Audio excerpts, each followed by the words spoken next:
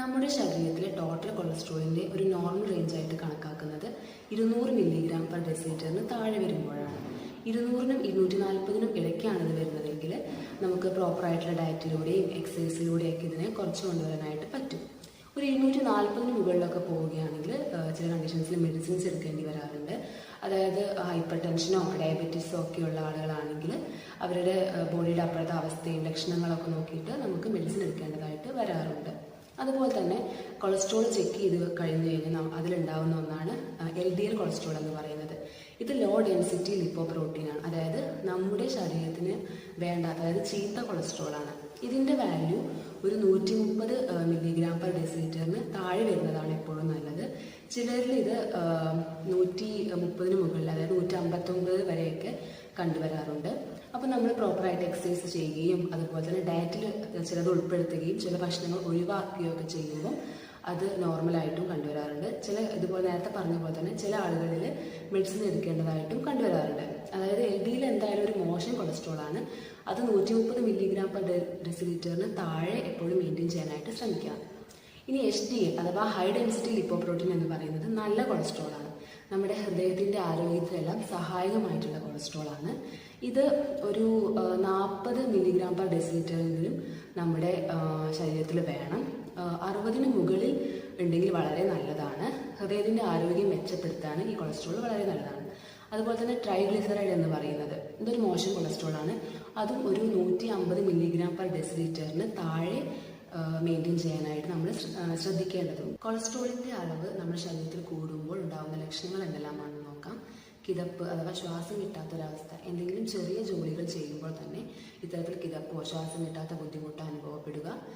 BP കൂടുക. എന്തെങ്കിലും തരത്തിലുള്ള ഹാർട്ട് കംപ്ലയിൻസ്, എന്തെങ്കിലും ഹാർട്ട് ഡിസീസസ് ഉണ്ടാവുക. അതുപോലെ തന്നെ അമിതമായി ഉണ്ടാകുന്ന വീക്ക്നെസ്, അതായത് ക്ഷീണം, തളർച്ച എന്നിവയെല്ലാം കൊളസ്ട്രോൾ കൂടുമ്പോൾ ഉണ്ടാകുന്ന ഒരു ലക്ഷണമാണ്.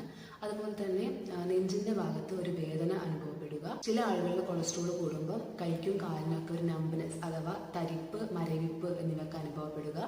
ചിലരിൽ കാഴ്ച മങ്ങുന്ന പോലെ അല്ലെങ്കിൽ കാഴ്ച കുറവുള്ളതായിട്ട് തോന്നും. ചില ആളുകളിൽ സ്കിന്നിൽ ഒരു സാംഗ്ലാസ്മ എന്ന് പറയുന്ന ഒരു ഇത് കണ്ടുവരാറുണ്ട്. അതായത് LDL കൊളസ്ട്രോൾ കൂടുമ്പം കണ്ണിന് താഴെ അല്ലെങ്കിൽ സ്കിന്നിൻ്റെ മറ്റു ഭാഗത്തൊക്കെ യെല്ലോ കളറിലുള്ള ഒരു പാച്ചസ് ഫോം ചെയ്യുന്നതാണ് സാംഗ്ലാസ്മ എന്നറിയപ്പെടുന്നത്. കൊളസ്ട്രോൾ കൂടിക്കഴിഞ്ഞാൽ എന്തെല്ലാം ബുദ്ധിമുട്ടുകളാണ് ശരീരത്തിൽ ഉണ്ടാവുക നമ്മൾ പറഞ്ഞു കഴിഞ്ഞു. അതുപോലെ തന്നെ കൊളസ്ട്രോൾ നോർമൽ റേഞ്ചിൽ മെയിൻറ്റെയിൻ ചെയ്യുന്നത് വഴി നമുക്ക് ഒരുപാട് ഫങ്ഷൻസ് നടക്കാൻ വേണ്ടി ഹെൽപ്പ് ചെയ്യുന്നുണ്ട് ബോഡിയിൽ. അതായത് വൈറ്റമിൻ Dയുടെ അബ്സോർപ്ഷന് ഹെൽപ്പ് ചെയ്യുക, ബോഡി ബിൽഡിങ്, ചിലയിനം ഹോർമോണുകളുടെ പ്രൊഡക്ഷൻ, അതുപോലെ തന്നെ ബൈല് പ്രൊഡ്യൂസ് ചെയ്യാനും നമ്മുടെ നോർമൽ റേഞ്ചിൽ നമ്മുടെ ശരീരത്തിൽ കൊളസ്ട്രോൾ ഉണ്ടാകുന്നത് വഴി സഹായകമാകുന്നുണ്ട്. HDL എന്ന നല്ല കൊളസ്ട്രോൾ നമ്മുടെ ശരീരത്തിൽ കൂടാൻ ഭക്ഷണത്തിൽ എന്തെല്ലാം ഉൾപ്പെടുത്തണം എന്ന് നോക്കാം. omega-3 ഫാറ്റി ആസിഡ് അടങ്ങിയ ഭക്ഷണങ്ങളായിട്ടുള്ള അയല, മത്തി, ചൂര എന്നിവയൊക്കെ കറി വെച്ച് കഴിക്കുന്നത് വളരെ നല്ലതാണ്.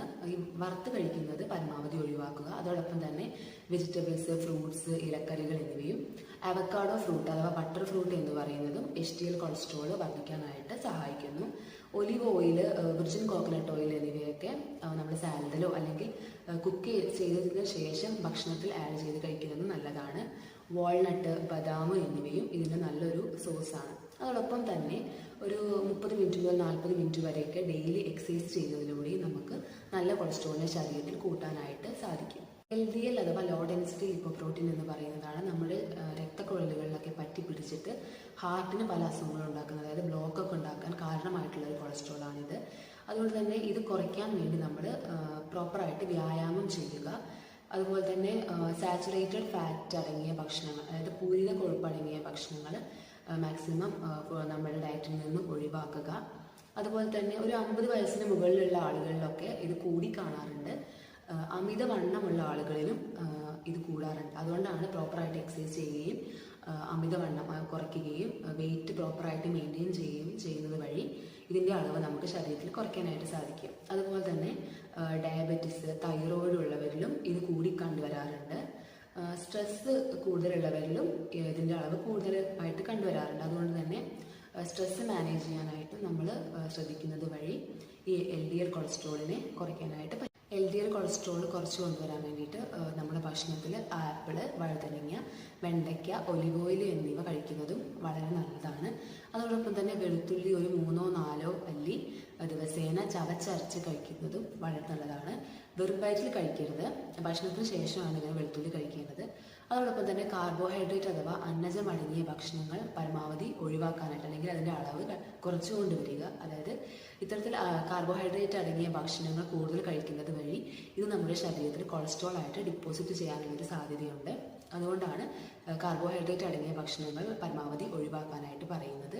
ഇതോടൊപ്പം തന്നെ നേരത്തെ പറഞ്ഞിട്ടുള്ള എക്സസൈസുകളും അതുപോലെ തന്നെ പ്രോപ്പറായിട്ടുള്ള ഡയറ്റും എല്ലാം ചെയ്യുന്നത് വഴി നമുക്ക് കൊളസ്ട്രോളിനെ കുറയ്ക്കാൻ കഴിയും. അതോടൊപ്പം തന്നെ പ്രോപ്പറായിട്ട് മെഡിസിൻസ് എടുക്കുന്നതും വഴി നമ്മുടെ ശരീരത്തിലെ കൊളസ്ട്രോളിൻ്റെ അളവിനെ നല്ല രീതിക്ക് കൺട്രോൾ ചെയ്യാനായിട്ട് സാധിക്കും.